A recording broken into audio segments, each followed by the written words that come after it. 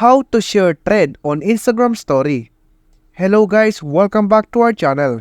In this video, I'll show you on how to share thread on Instagram story. So without further ado, let's get started. First thing you need to do is to open up your Instagram app. And you can go to your profile. Then once you're here, you can open your thread app. You can access here the thread on the top right corner of the screen.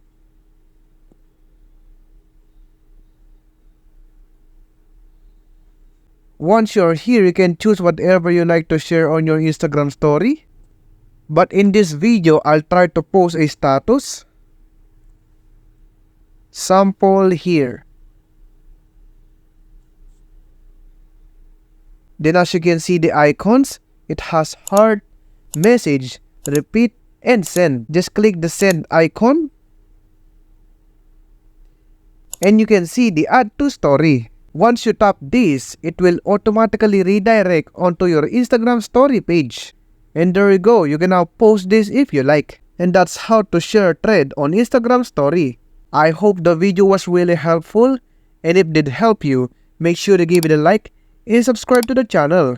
If you have any questions, you can comment down below. Thank you very much for watching till the end of this tutorial. See you soon on the next video.